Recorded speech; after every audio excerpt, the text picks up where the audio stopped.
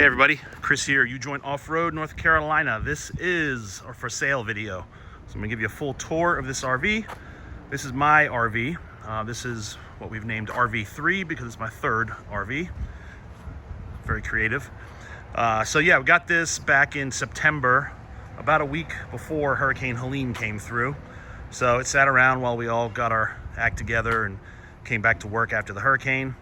There was no damage here or at my house, and this RV was here at the shop. So yeah, got it built and used it for the first time in November.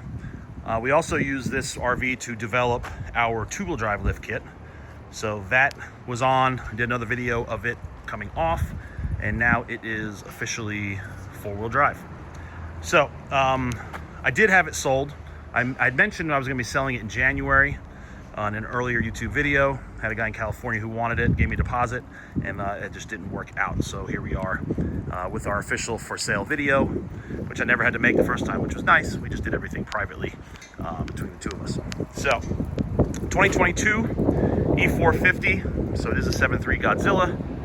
Behind that is the 6R140, and behind that is a slip yoke, new process 1128 transfer case.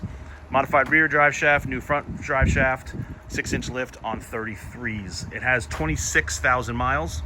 I just checked, I think it's 26,040 miles. Runs great, and if you haven't driven an RV with the 7.3 Godzilla, it is awesome, and you won't want any other RV unless it has that engine. So, all the U-Joint goodies, we went fully loaded, of course, because it's my RV. Custom spec springs front and rear, 2.0 Fox shocks. It's got a loaded FB002 front bumper, so that comes with the Baja Design lights, the Warren winch, the front receiver, Factor 55 thimble, and the Agency 6 fair lead. It's funny how this red thimble wound up on here. It's actually been sitting on the shelf for a year and a half. Our buddy Brian Scotto brought that for us, and I was like, man, this thing's goofy looking. I'm not gonna put this on anybody's rig. Then I put it on here, and I actually like it. So who knows? I might start doing red thimbles. Up front, we've got a stage 3 front Dana 60, so this is an all-new axle.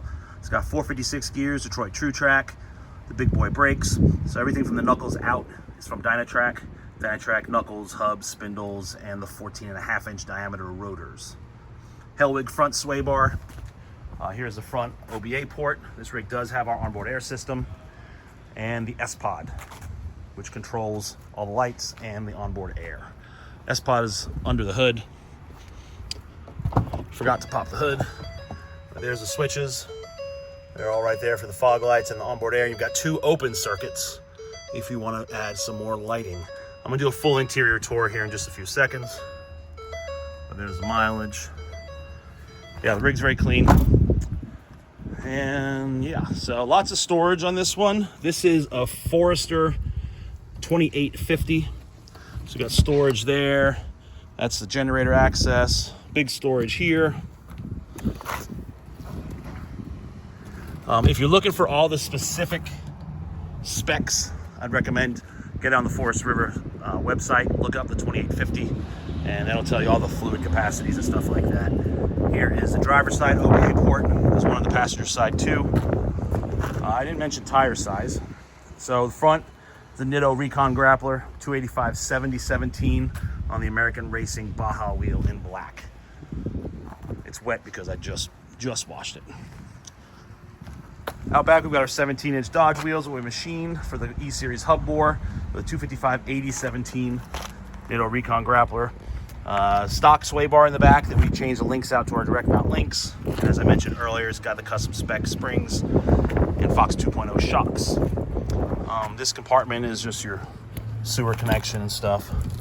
I like this style because it's got that little hatch. You can go right out that. You don't have to leave the door open. And there's the septic hose that will come with the RV. Huge storage in the back. It's another benefit of this model. You got a full width storage in the rear. Super nice for camp chairs and camping gear. Out back, we've got a custom one-off bumper, which is pretty cool. So we relocated the tail lights. It had those goofy, like, oval shaped tail lights there. So we blocked that with a plate, moved the tail lights down here, and we added some Baja Design S2 Sport reverse lights. I believe there's actually an override, a reverse override for those lights too. I just didn't put the switch on yet on the S-Pod, so you can turn those lights on whenever you want. If you're setting up camp or you need to flash somebody on the road, you can do that. When this thing was sold, we built this bumper semi, for the what was going to be the future customer. So we set this up for his Yeti and added the water tank and a propane holder along with this storage box. So it's an aluminum storage box. As you can see, it hasn't been used. I've camped in this thing twice. The first time we camped, this wasn't done. The second time we camped for New Year's, it was done, but I just decided not to put anything in there. I didn't want to scratch it up or anything. That's for a propane bottle.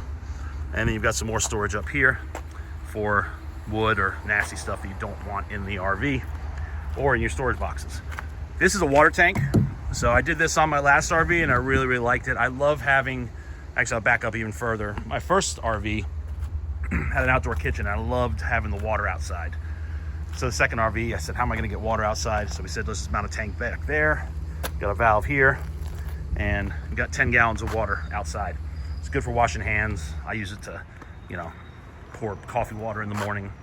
And yeah, lots of uses for having the water outside.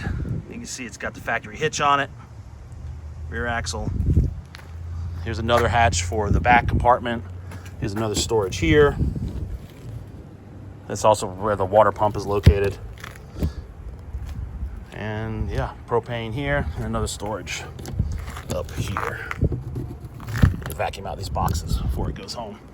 Awning just like every normal RV. And that's it. There's a passenger side OBA port. There's the model number, 2850. So I think that covers the outside. So I'll go inside now, get the slide out and give you a tour of the inside. All right, let's go inside. Pretty standard stuff here. Got 2 batteries in there.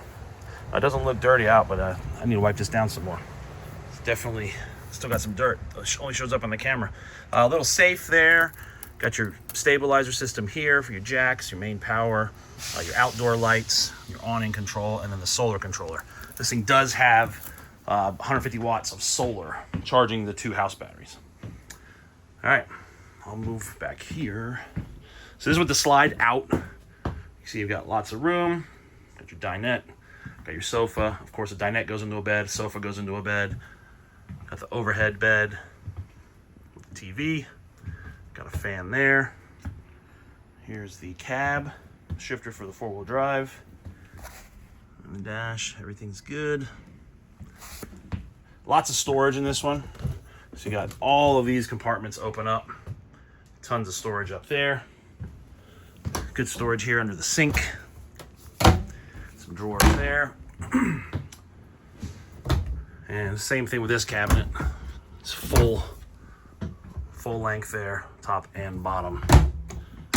Very nice. Standard cooktop, microwave. Drawers here. Oh, more stuff I need to get out. That's for the oven. Really good fridge and freezer.